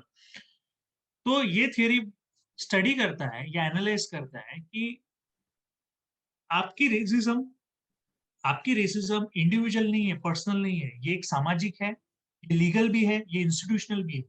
तो उसी थियोरी को मैंने इंडियन कंटेक्स्ट में क्रिटिकल रेस थियोरी के बदले क्रिटिकल कास्ट थियोरी बोल दिया, क्योंकि इंडिया में कास्ट एक अलग ही फॉर्म का रेसिज्म है, और इंडिया में सबसे ज्यादा रेसिज्म है हमारे स्किन कलर को लेकर, हमारी जात को लेकर, हमारे जेंडर को लेकर। तो जब हम रेसिज्म की बात करते हैं तो इंडिया में भी इंडिविजुअल नहीं है, ये आपके साथ पर्सनली या मेरे साथ इंडिविजुअली नहीं है, ये एक सामाजिक भी है, ये एक लीगल भी है। फॉर एग्जाम्पल, अब आईआईटी खड़गपुर की रिपोर्ट निकाल दो 2018-19-20, कितने रिप्रेजेंटेशन है एससी एसटी के लिए, प्रोफेसर्स के लिए भी और स्टूडेंट्स के लिए भी। तो ये रेसिज्म एक तरीके के रिप्रेजेंटेशन का जो हम बात करते हैं, या ये जितने भी ब्राह्मणवाद बोलते हैं कि रिजर्वेशन हटाओ तो कास्ट चला जाएगा, नहीं, आप पहले कास्ट हटाओ तो रिजर्वेशन चला जाएगा। क्योंकि कास्टिज्म सबसे जूना रिजर्वेशन सिस्टम रहा है, एक तरीके का नेपोटिज्म है कि ब्राह्मण का बेटा ब्राह्मण ही रहेगा, और जाति वर्ण डिसाइड करता है, मैं ब्राह्मण नहीं बन सकता अगर उच्च जात में पैदा हो गया तो। पुलिस में भी देखा जाएगा, जितने भी अंडर ट्रायल्स है, जितने भी पॉलिटिकल प्रिजनर्स है, ये मुस्लिम और दलित से क्यों है ज्यादा। तो this theory addresses that critical perspective, that questions prevailing in our society. तो हमारे पेरेंट्स तो हमें कभी बताएंगे नहीं कि बेटा जातिवाद खराब है, क्योंकि आज हम देख ले, आज भी हमारी शादी अरेंज मैरिज को ज्यादा प्रेफरेंस देती है। और ये मैं नहीं कह रहा हूँ, ये रिपोर्ट आई है 2018-19 की, एक रिपोर्ट है जहाँ पे अर्बन सिटीज, बॉम्बे, पुणे, बैंगलोर जैसी शहर में रहने वाले लोग भी, जैसे उनके परदादाओं ने शादी की वैसे ही करते हैं, और उनके परदादाओं ने जात के ऊपर ही शादी की है। तो इंटरकास्ट मैरिज करवाने के लिए लोगों को कहीं ना कहीं उसकी स्कूलिंग की जरूरत है। तो मेरे हिसाब से पेरेंट्स इतना फ्रीडम नहीं देते हमें इस बात को लेकर बात करने में या सोचने में या स्मैश करने में।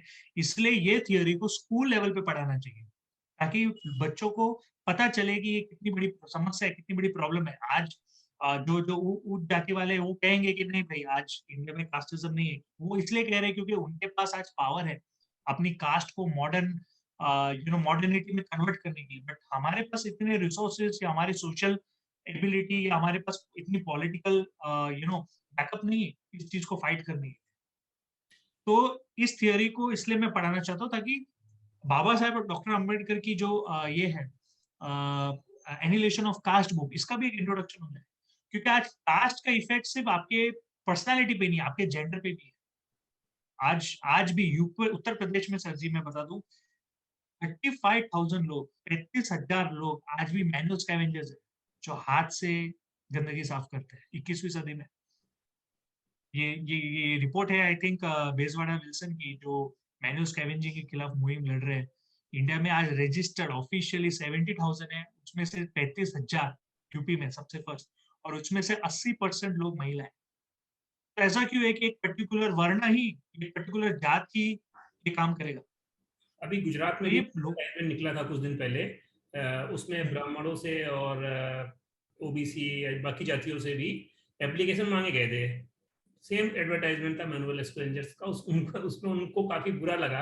अल्टीमेटली मे भी शायद वो एडवर्टाइजमेंट वापस ले लिया गया। अच्छा, एक चीज आप बताइए मेरे को, जैसे कि अगर कोई हमारा समाज जो है ना पढ़ने में बहुत पीछे रहता, पढ़ना नहीं चाहता है, पढ़ेगा भी तो जो लिखा पढ़ा उनका है उनका ही पढ़ेगा, उनका लिखा हुआ खुद पढ़ेगा, लेकिन खुद का पढ़ा हुआ लिखा हुआ बाबा साहब का लिखा हुआ नहीं पढ़ता है। तो आपका ये आर्टिकल तो चलिए बेलीवाड़ा पे मिल जाएगा, बेलीवाड़ा जो अपने अम्बेडकर कारमा जी की वेबसाइट है शायद, उस पर मिल जाएगा। लेकिन अगर कोई ऐसा स्कॉलर है हमारा, या कोई ऐसा स्टूडेंट है, या कोई हमारे समाज का ऐसा बच्चा, जागरूक बच्चा है जो पढ़ना चाहता है, तो उसके लिए टॉप 5 बुक्स क्या होंगी कि ज्यादा पढ़ना भी ना पड़े और उसके सब कुछ समझ में आ जाए? काफी अच्छा सवाल है एक्चुअल में। 5 मैंने बुक भी बताइए फर्स्ट जो टाइम ज्यादा नहीं पढ़ना चाहते लोग। वो भी एक है आई थिंक। देखिए, ये हमारे स्वभाव के ऊपर भी निर्भर करता है। और अभी सोशल मीडिया का जमाना है, तो हम कोई किताब को पढ़ना नहीं चाहते। हम सिर्फ वही से मिल जाएगा। हाँ, मोबाइल स्मार्टफोन घुमा दो। और क्योंकि आज भी रिश्ते भी फोन के ऊपर हो रहे हैं तो ये हमारे स्वभाव को लेकर भी है। हमारे पास कुछ कुछ कुछ मजबूरी भी है। कुछ लोग पढ़ना भी चाहते हैं बट पढ़ नहीं पाते हैं, उनको कोई नीचा दिखाने वाला नहीं है, या जिनके पास रिसोर्सेज है बट उस चीज की वो लोग कदर वैल्यू नहीं करेंगे। तो ये आई थिंक ये प्रॉब्लम हमेशा थी और रहेगी भी, क्योंकि इसका हम ज्यादा कोई बड़ा कदम नहीं उठा सकते। बट इन शॉर्ट कहूंगा कि भले आप नई पढ़ाई करिए, बट ये 5 बुक्स जो मैं बता देता हूँ, आप इनको जरूर पढ़िए। ये हमारे विचारधाराओं को लेकर है। एक तो फर्स्ट हमेशा रहेगा एनिहिलेशन ऑफ कास्ट, जो डॉक्टर अम्बेडकर की है। फिर आप पढ़ लीजिए कास्ट जेनेसिस, जो डॉक्टर अम्बेडकर की है। फिर आप ले लीजिए the myth of holy cow, जो प्रोफेसर डी एन झा की है। फिर एक है god as a political philosopher, जो प्रोफेसर कांचा इलिया की है। और coming out as a Dalit, you know, by Yashika Dutt, I think she has written recently. तो ऐसे काफी अलग ऑथर्स भी है, बट पैरेटिव बेसिस पे मैं यही कहूंगा कि आप इन बुक्स को पढ़िए। भले आप इंग्लिश में पढ़िए, मराठी में पढ़िए, हिंदी में पढ़िए। और आप ज्यादा इंटरेस्ट दिलचस्पी रखते हैं तो आप डॉक्टर अम्बेडकर के स्पीच राइटिंग्स को पढ़िए। 17 वॉल्यूम्स है। तो आई थिंक वो भी अभी हाल ही में आई है, इतने सालों तक नहीं रही है। गांधी और नेहरू के आई मीन उनके डेथ के बाद इमीडिएटली पब्लिश हो गई थी उनकी राइटिंग्स, और डॉक्टर अम्बेडकर को मिनिमम 30 से 40 साल लगे। तो ये पूरे सिस्टम में दिखाई दे रहा है ये रेसिज्म। इसलिए मैं क्रिटिकल कास्ट थ्योरी की बात करता हूँ। इसलिए मैं चाहता हूँ कि लोग इस टॉपिक को इतना लाइटली नहीं लिए, क्योंकि आज भी जात के ऊपर आपको मूंछ दिखाने का, घोड़े पे बैठने का, कुर्सी पे बैठने का, या पानी पीने का हक नहीं दे रहे आज भी। और हमने इसको देखा भी है। ये आप गूगल सर्च भी कर लीजिएगा तो आपको काफी न्यूज रिपोर्ट्स दिख जाएगी। तो अगर आपको लगता है कि आज आपकी बारी नहीं आई है क्योंकि आप किस्मत वाले हैं, दूसरों के साथ ऐसा हुआ, ऐसे मत सोचिए। हम सब एक जुड़े हुए हैं एक दूसरे के साथ ये समाज में। भले आज आपकी बारी नहीं है, कल आपकी बारी आ सकती है। तो आज कहीं ना कहीं आपको कदम उठाना पड़ेगा जातिवाद के खिलाफ, और जातिवाद को स्मैश करने, क्योंकि ये एक बहुत गलत चीज है। आज भी इंटरकास्ट की मैरिज सर्जी 6% से ज्यादा नहीं है। देश की आबादी है 130 करोड़, 6% से ज्यादा नहीं है। आप और उस छह इंटरकास्ट की बात कर रहे हैं, इंटर वर्ल्ड की नहीं, है ना? इंटरकास्ट की बात कर रहे हैं। इंटरकास्ट की कर रहा हूँ, हाँ, क्योंकि इंटर अभी वर्ड तो पॉसिबल ही नहीं है। आगे के 3 वर्णों में पॉसिबल है, फोर्थ वर्ण में पॉसिबल नहीं है ना? इंटरकास्ट की बात कर रहे हैं, जो हमारी शूद्र या छूट जाती हैं उनके बीच में भी 6% से ज्यादा नहीं है। आप ये कहना चाह रहे हैं? नहीं नहीं, ओवरऑल की मैं बात कर रहा हूँ। ये जो सेंसस है 2011 का, इसको अगर ब्रेक डाउन करें, इसके पास अभी डेटा नहीं है, बट जिनको देखना चाहेंगे तो ये जो सिस्टम है ये पहले से रहा है, अनुलोमा प्रतिलोमा। इसके ऊपर भी मैंने एक ब्लॉग लिखा हुआ है कि there is something wrong with the way we love. क्योंकि शेक्सपियर कह गए what's in a name, but Indian बोलते हैं व्हाट्स इन अ सरनेम। समझ रहे? और वो सरनेम डिसाइड करता है कि हमको किसके साथ रिश्ता रखना है और कैसे रखना है, रोटी का या बेटी का। तो इंटरकास्ट मैरिज इंडिया में बहुत बड़ी एक समस्या भी है। और ये लव जिहाद लॉ, एक मिनट, लव जिहाद लॉ जो इंडिया में आया है, ये इंटरफेथ मैरिज को चैलेंज करता है। बट इसकी इम्प्लीकेशन, इसका प्रभाव इंटरकास्ट पे भी गिरेगा, और गिरेगा आने वाले टाइम पे, आने वाली पीढ़ी में। क्योंकि जिस तरीके से एक पर्टिकुलर जात की मोबिलिटी हुई है, एक पर्टिकुलर ब्राह्मणवाद का जिस तरीके से इंटीग्रेशन हुआ है, तो इसका इफेक्ट हमारे समाज को ज्यादा है। आने वाले टाइम पे देख लेना आप, रिकॉर्ड पे डालिए, आप तो डाल ही रहे, बट देख लीजिएगा। मैं समझिए। लास्ट क्वेश्चन पूछने से पहले आपसे अनुरोध करूंगा कि आप अपनी तरफ से कोई संदेश देना चाहते हैं तो दे दीजिए, उसके बाद मैं लास्ट क्वेश्चन पूछूंगा।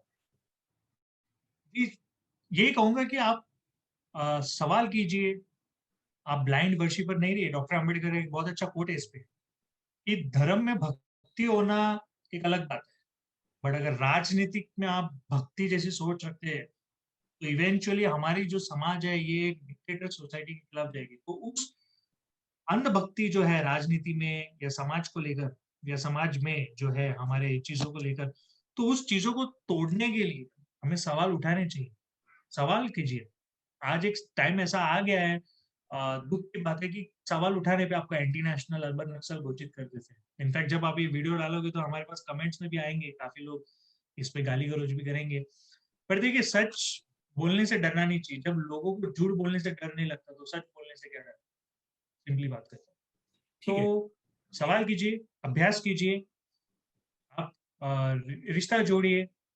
आप एक रिश्ता जोड़ना मतलब आप एक सामाजिक तौर पे फ्रेटर्निटी, सॉलिडारिटी, एक सपोर्ट सिस्टम बन के रहिए। क्योंकि अगर हमको आगे बढ़ना तो एक साथ बढ़ना हो।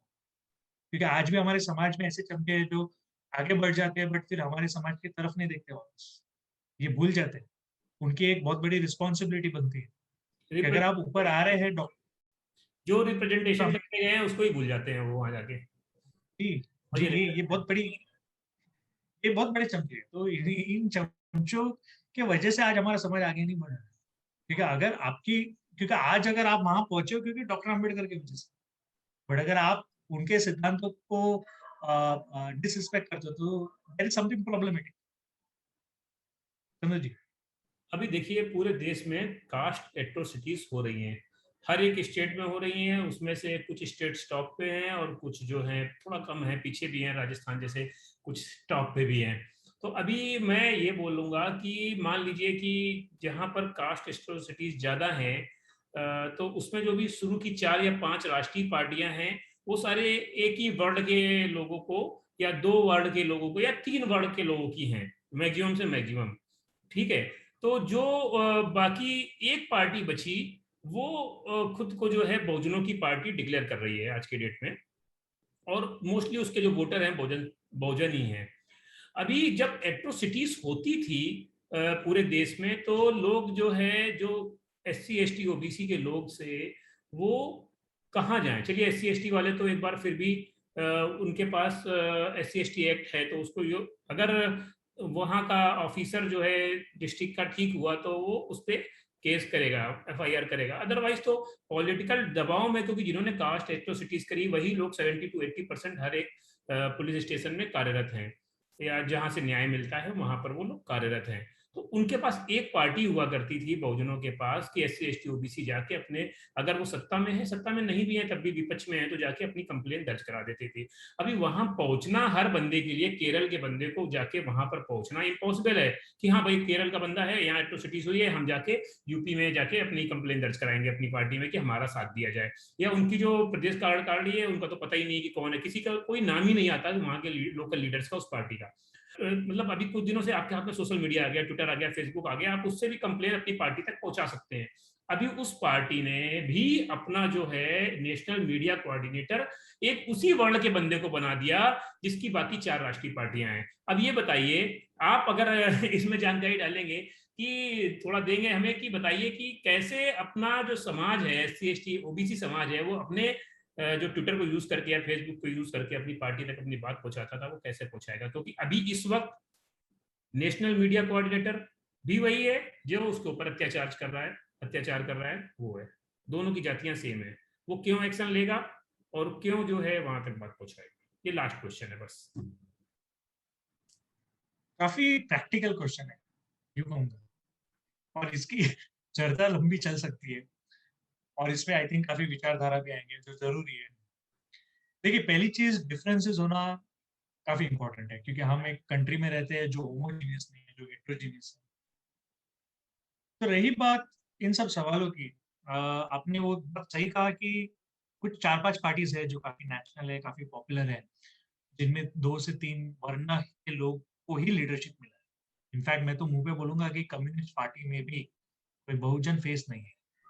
वो तो हम फर्स्ट केरला में है, वो तो फर्स्ट है, टॉप पर रही है, अभी बैक में चली गई है। वो तो फर्स्ट पार्टी थी सेम वर्ल्ड की, उसके बाद ही ये लेटेस्ट वाली आई है बाकी सब। वो तो फैक्ट है, वो भी एक फैक्ट है। सबसे इंटेलिजेंट वो जो तो रहेंगे। वो तो रहेंगे क्योंकि इनके फाउंडिंग फादर्स जो है या इनके जो विचारधारा है, आइडियोलॉजी जो है, ये ये जिस बेसिस पे फॉर्म की गई थी वो अलग है। बट अगर आज काफी बहुजनों को लगता है कि नहीं, कम्युनिस्ट पार्टी हमारे लिए है, क्योंकि कम्युनिस्ट वाले फाइट करते हैं, जातिवाद के खिलाफ करते हैं या फिर क्लास के खिलाफ करते हैं, क्योंकि मार्क्स का ज्यादा फोकस क्लास वॉरफेयर पे ज्यादा रहा है। इनफैक्ट डॉक्टर अंबेडकर ने फिगर आउट उस वक्त कर दिया था कि communism is not meant for, इसलिए वो अपने आप को सोशलिस्ट आइडेंटिफाई करते हैं। और सभी पार्टियों ने डॉक्टर अंबेडकर को कन्वीनियंटली यूज किया। आरएसएस का अंबेडकर अलग है, कांग्रेस का अंबेडकर अलग है, कम्युनिस्ट का अंबेडकर अलग है, और बहुजनों का भी अंबेडकर अलग है। आज अंबेडकर ऑलराउंडर हो गए, कैप्टन थे, इनको ऑलराउंडर बना दिया गया। समझने वालों को समझ जाएगा मैं क्या कहना चाहता हूँ। तो केरला में भी हमने पिछले 3-4 साल में, ये बात करना जरूरी है इसलिए मैं कह रहा हूँ, क्योंकि पिछले 3-4 साल में 2017-18 की रिपोर्ट देख लीजिए, तो उसमें भी कास्ट बेस्ड क्राइम्स रहा है। और केरला कम्युनिस्ट स्टेट होने के बावजूद ईडब्ल्यूएल सिस्टम को ओपनली लॉन्च किया गया, जबकि EW system is not in tandem with the caste based reservation in India. मैंने पहले भी कहा था 15-20 मिनट पहले कि इससे जातिवाद जाएगा नहीं, इससे जातिवाद कमजोर बनेगा, क्योंकि जिनके पास ऑलरेडी इकोनॉमिक कैपिटल है, कास्ट कैपिटल की मॉडर्न कैपिटल में कन्वर्ट करने की क्षमता है, उनका इसमें ज्यादा बेनिफिट है। और बीजेपी कांग्रेस तो हम जानते हैं, I think we have no words to say. In fact आज अगर बीजेपी इतनी उड़ रही है वो कांग्रेस के बदौलत, क्योंकि Congress was the first party to open the gates of Ram Janmabhoomi movement. हम सब जानते हैं कि राजीव गांधी ने उसमें उस वक्त उनका क्या योगदान रहा है। और राजस्थान में सर रिसेंटली द वायर की एक रिपोर्ट भी आई थी, वहां के जो जेल है वहां पर भी जो खाना बनाता है वो उच्च जाति का, नीच जाति का नहीं है।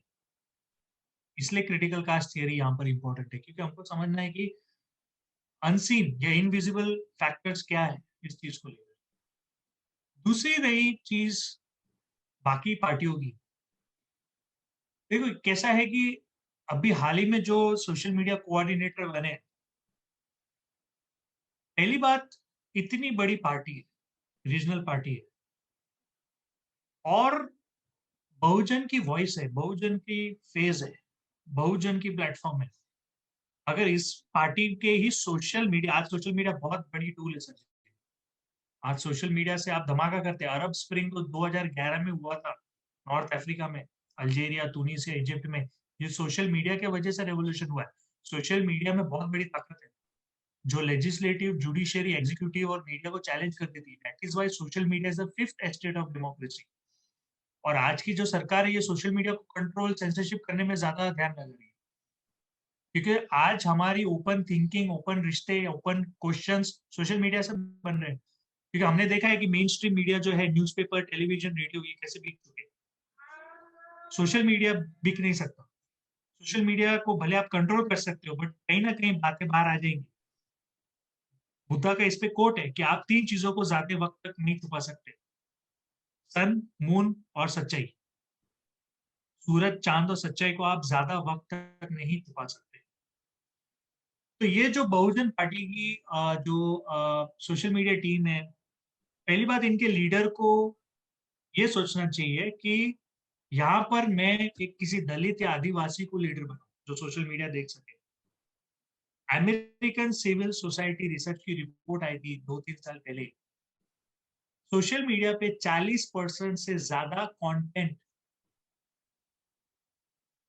इन लीडरों के खिलाफ है, बहुजन लीडरों के खिलाफ है, अंबेडकर जी के खिलाफ है, दलितों के खिलाफ है। जितने भी मीम्स, जितने भी पोस्ट बनते हैं इनके खिलाफ है। स्टडी की रिपोर्ट है। और अगर आप किसी उच्च जाति वालों को सोशल मीडिया टीम वाले बनाते हैं, तो ये आपकी लॉजिक बहुत सही है यहाँ पर कि वो बहुजन की सोच को, बहुजन की आवाजों को कैसे उठाएंगे। हाल ही में हमने देखा है कि national commission for schedule caste अभी ट्विटर पर आया है। उन्होंने बोला है कि आपको जो भी समस्या है, कंप्लेन्स है, एक्सप्लॉयटेशन ऑफ दलित्स को लेकर, या जितने भी कास्टिस्ट स्लर्स या रेसिस्ट रिमार्क्स जो हम पास करते हैं बिंदास, तो आप हमें रिपोर्ट लिखिए। तो अभी मैं इस पार्टी के लीडर को, सोशल मीडिया लीडर को कोई लिख दो कि यहाँ पर एक दलित को मारा गया है, तो आप उसको कैसे रिप्रेजेंट करोगे? कहीं ना कहीं आपकी कास्ट रिफ्लेक्शन या कास्ट क्लैशेस तो आएंगी, क्योंकि हाल ही में आपने पंजाब में उस पार्टी के साथ गठबंधन किया जो आज से 3-4 साल पहले ओपनली ये कह दिया कि आज इंडिया में जातिवाद के पीछे रिस्पॉन्सिबल है डॉक्टर अम्बेडकर। तो ऐसे आप कॉम्प्रोमाइज कैसे कर सकते हो? सत्ता के लिए आप अपने सिद्धांतों का कॉम्प्रोमाइज नहीं कर सकते, नहीं कर सकते हो। मैं सिंपल बोल रहा हूँ, अगर किसी को बुरा लगे लगे, मैं उसमें कुछ नहीं कर सकता। जो सच है जो सच है, इसको आप अपने कन्वीनियंस के हिसाब से बदलाव रखे तो बात अलग है, उसका मैं कुछ नहीं कर सकता, ना आप कुछ कर सकते। और दूसरी चीज कि अगर आपको सत्ता जीतनी है तो आप नरेटिव्स पे ध्यान दीजिए। आपके पास नरेटिव क्या है? आज बीजेपी के पास नरेटिव है हिंदू खतरे में है, आज उनके पास जय श्री राम का स्लोगन है। आपके पास क्या सा नरेटिव है? आपके पास कौन सी इशू है? और बहुजन लीडर्स में भी आपस में कंपटीशन है, यूनिटी नहीं है, ये दुर्भाग्य है। और हमने जो देखा है, भीम आर्मी जो सडनली राइज हुई है, इनके जो वोटर्स है ये ट्रेडिशनल वोटर्स है बहुजन समाज के या बहुजन पार्टी की, ये सब बात सभी जानते हैं। तो एक पेंडुलम क्लॉक के जैसे एक स्विंग हो रहा है, क्योंकि आपकी हर पार्टी के पास 10 से 15% जो वोटर होंगे ये आपके लॉयल वोटर्स है, ये कभी चेंज नहीं होंगे, ये कभी शिफ्ट नहीं होंगे, ये हर पार्टी में होता है। और अगर आपको सत्ता चाहिए तो आपको अलग 20-25% लाना होगा, कहीं ना कहीं से उसका बंदोबस्त करना होगा। आपको स्टेट लेवल पे करनी है, नेशनल लेवल पे करनी है, वो जितना सीट रिप्रेजेंटेशन है। और उत्तर प्रदेश में जो होता है वो पूरे भारत में होता है, क्योंकि उत्तर प्रदेश में आज 408-10 सीट है, असेंबली सीट्स। और उत्तर प्रदेश की जो विचारधारा है वो पूरे भारत में एनफोर्स होती है। लव जिहाद लॉ को ले लो, आप राम जन्म मूवी मूवमेंट को ले लो, आप जातिवाद के खिलाफ आई मीन ये जो चल रहा है, ये जो कास्ट क्राइम्स की हम बात कर रहे थे, इसको ले लो। Uttar Pradesh is number 1, NCRB की रिपोर्ट है, मेरी नहीं। तो अगर आपको इन चीजों को काउंटर करना है, पहली बात कि ये लीडर्स में यूनिटी नहीं है, और दूसरी बात ये लीडर्स के पास नैरेटिव्स नहीं है। इनकी एक अलग ही विशफुल थिंकिंग है, ये अलग ही कुछ एक बबल में, एक अलग ही सोच चल रही थी। हाँ, मैं ये नजरअंदाज नहीं कर रहा हूँ आपके योगदान को या आपकी जो आउटरीच है या एडवोकेसी है, बट आप अपने मूवमेंट को सिर्फ एक सोशल मीडिया पे नहीं रख सकते हो, क्योंकि इंडिया में डिजिटल लिटरेसी रेट कितनी है? 20-25% है। और उसमें से भी आप कितने लोगों के साथ रोज जुड़ते हैं, कितने आउटरीच होते हैं, आप कितनी, आप अपनी पॉलिसी, आपकी इश्यूज, आपकी आइडियोलॉजी क्या है? नहीं, अगर अगर ये बताइए, और हाँ, सर अगर ये बताइए, अगर वोटर को या इनके समाज के किसी कार्यकर्ता को अगर अपनी बात पार्टी मुख्यालय तक पहुंचानी है, हेड तक पहुंचानी है, पार्टी के बड़े बड़े नेताओं तक पहुंचानी है, तो क्या जो आपने नेशनल मीडिया कोऑर्डिनेटर पहुंचाया बनाया है, तो क्या वो वहां तक पहुंचाएगा? क्योंकि आम कार्यकर्ता तो आपके ऑफिस तक पहुंच नहीं सकता है, सोशल मीडिया के थ्रू पहुंचेगा। उस पर भी आपने जो है, चलिए सेंट्रल गवर्नमेंट सेंसरशिप कर रही है सोशल मीडिया की, आपने तो अपना नेशनल मीडिया कन्वर्ज मतलब ऐसा बना दिया अध्यक्ष उसका नेशनल मीडिया का, कि आपने ऑटोमेटिक अपनी पार्टी को जो है सेंसरशिप कर दिया, अपनी पार्टी की मीडिया को सेंसरशिप कर दिया। ये चीज समझ में नहीं आ रही। आज मेरे को कंप्लेन करनी है, मान लीजिए मैं केरला में बैठा हुआ हूँ या मैं तमिलनाडु में बैठा हुआ हूँ, तो मैं कैसे कंप्लेन करूंगा? तो हाँ, वो वही एक बात है ना कि आप इनकी पास्ट में या इनके पहले जो, अपनी अपनी गाड़ी की चाबी एक ड्राइवर पे भरोसा नहीं कर सकते, आपके पास भी लाइसेंस होना जरूरी है। कल उठ के ड्राइवर गाड़ी चलाते हो, उनको कुछ हो गया दुर्भाग्य से, तो आप क्या करोगे? आप समझ रहे हैं? ये एक एनालॉजी को समझिए कि आप अपनी पूरी, और सोशल मीडिया बहुत कीमती चीज है, मैंने पहले भी कहा। केरला में जो अत्याचार करेगा वो उस पार्टी के सोशल मीडिया टीम को बोलेगा, तो मैं तो सिंपल बोल सकता हूँ, इसका कोई एम्पलीफिकेशन या रिट्वीट्स नहीं होगा। आपके कोई 50-60 रिट्वीट से आप कोई मुहिम का ये कठोरपंथी या स्ट्रांग नहीं होगा। वो आपका एक भ्रम हो जाएगा कि हाँ चलो हम कुछ कर रहे हैं। आखिर में डॉक्टर अम्बेडकर का कोट है, रेडिकल और सेक्युलर ब्राह्मण अंत में एक ही है, ये शरीर मेरा है, लेफ्ट और राइट हैंड भले अलग हो, जुड़े तो मुझसे ही है। तो एक दलित, एक बहुजन, एक आदिवासी फेस होना काफी जरूरी है। एक क्योंकि क्योंकि वहां पर रिप्रेजेंटेशन का, वहां पर आइडेंटिटी का कहीं ना कहीं रिफ्लेक्शन आ ही जाता है। इसमें भी सिंपल सबसे सी बात है। पहली बार ये हुआ है कि ट्विटर से ही हेड बना दिया गया। अदरवाइज हमेशा जो होता था, कॉन्फ्रेंस करके बनाया जाता था, प्रेस कॉन्फ्रेंस करके, अदरवाइज लेटर आता था पार्टी का। इस बार ट्विटर से ही बना दिया गया। ये भी एक सोचने वाली बात है कि ट्विटर अकाउंट से कैसे बना दिया गया। पार्टी की प्रेस कॉन्फ्रेंस नहीं हुई, पार्टी ने लेटर नहीं इश्यू किया, ट्विटर से ही बना दिया। ऐसी क्या मतलब इमरजेंसी थी कि ट्विटर एक ट्वीट करके ही बना दिया? ये चीज है। ये मुझे लगता है गन पॉइंट पे ऐसे ही चल रहा है। डिसीजन लग रहा है। ये ऐसे ही चल रहा है। देखिए, चलिए देखते हैं आगे आगे क्या होता है। और अभी वीडियो काफी लंबा हो रहा है। फिर हम हाँ लोग जी, आज का जो मीटिंग है काफी अच्छा रहा। हम आपसे बात करते रहेंगे। और आपने जो अपने विचार रखे भोजन लाइव पे, इसके लिए आपको बहुत बहुत धन्यवाद। और जय भीम, नमो बुद्धाय। Please like and subscribe my channel Bhojan live.